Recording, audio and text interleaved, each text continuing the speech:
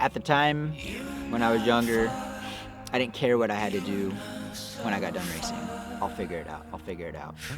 The regret that I had, the distractions that I had, that got me to this point.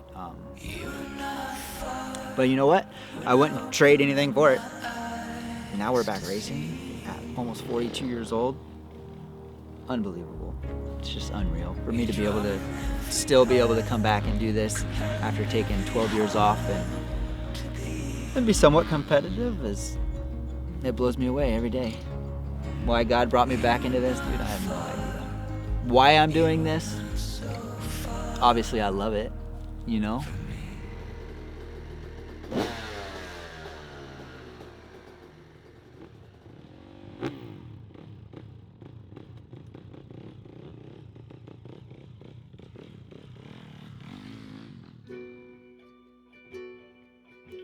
My name's Billy Laninovich, and I'm back to being a professional motorcycle racer.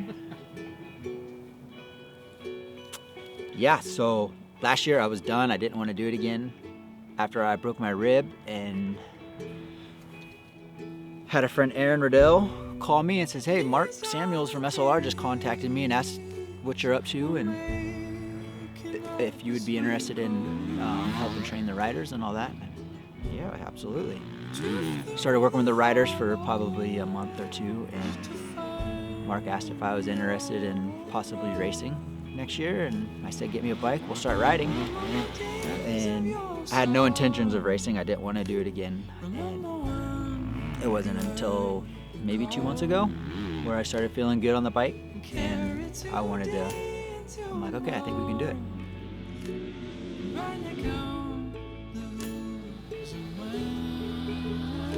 This was my second year. Started in 2002, and this will be 2003.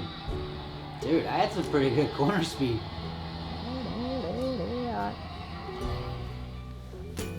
Sick. I went from KTM for 2 years, yep, and then went to Samsung, Sobe, Honda back in the day. I went to Honda for 4 years. My only win. That was a special moment right there. Very special. 05 was a good year. I think I finished 4th overall again.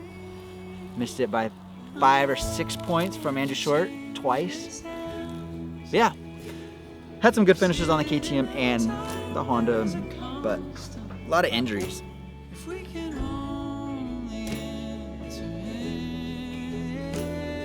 2006, I went to K-Dub's house for 2 weeks. I was gonna go race East Coast on a 252 stroke. Dude, how good is that sound? That bike is so crisp. You wanna go check out the 252 stroke? Let's do it. Hasn't been started in a while, but she still runs.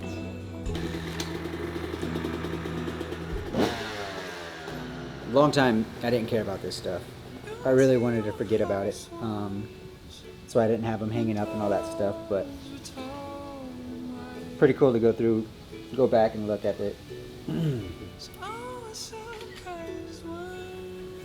pretty cool. From when I was a kid, my parents always had us in ministry and stuff like that. Kind of rebelled a little bit when I moved out because my dad was so strict. Once I got that freedom, and plus after I was hurt, I was on the couch not doing nothing. I don't know, a lot of it was just almost drinking your sorrows away. I mean, you're here to race and your first year into it and you're already hurt, you got to take time off the bike. Just went through a drinking phase where I was drinking, and then there's girls involved, and yeah, it's just really just a learning curve at that age when you're making that much money and the money's there and you're out on your own, and there's a lot of distraction. Gotta have the nice car, gotta have the Rolex. Just, gosh, man, just a mess. Freaking mess.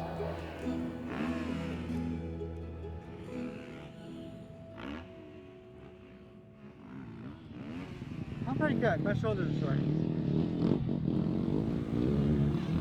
What's up, Brett? You're in your shoulder.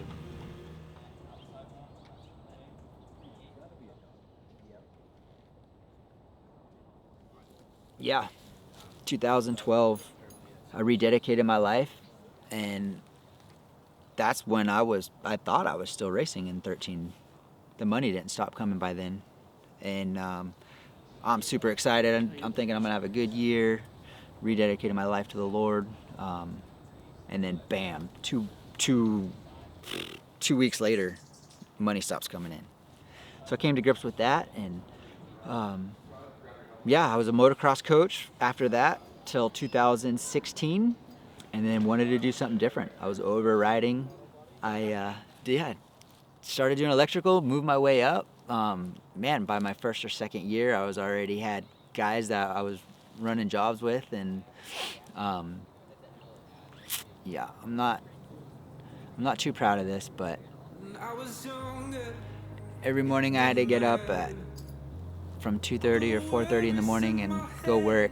It was a reminder of my sin, what got me there. The regret that I had, the distractions that I had that got me to this point. But you know what? I wouldn't trade anything for it. Not as fun as racing, you know? But it's something that, it's where God had me, and man, now we're back racing at almost 42 years old. It blows me away every day that I could still do it, and why God brought me back 12 years later. He must have something special in plan. So enjoying every moment because it goes by fast. Before we know it, I'm gonna be 50 and almost in my grave.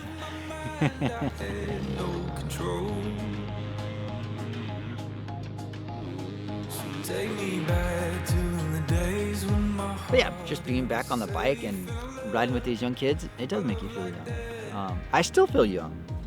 Me and Parker have been putting in a lot of work. We've been doing a lot of laps together. Little rascal's riding good. I don't want him to beat me, but he has to. And that's my goal. That's why I'm working with him. I want him to beat me. I don't want him to beat me, but I do. Like, I want him to succeed. The kid has unreal talent and skills, hard work ethic, really good kid, crap talker. We go back and forth talking crap to each other, have fun with it. But the team, man, Mark Samuels and just the whole crew's been awesome. They've done nothing but bust their butt. Sean, team manager, getting our race bikes ready. We got to test those yesterday and the day before. What are we, Saturday today? One more day, or one more week before gate drop. It's crazy, crazy.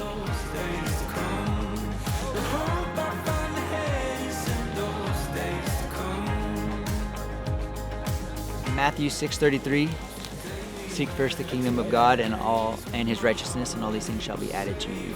It's probably one of the most important verses for me, is always keeping your eyes on him, and even in our trials and our tribulations, that's where we learn and grow the most. It might not be perfect and be the best results or whatnot, but I think any path that God takes you is the right path. You know, we're gonna have struggle. Life is not easy at all, man. Life is tough, and it's just part of growing our relationship with the Lord, and we're having fun, and he gets all the glory for it. It's his talent that allows me to be able to do this, and I'm excited. I want to keep going. If I could stay healthy, I would love to, even next year, you know, but we just got to focus on this year and hopefully get some good results, and we'll see where it goes.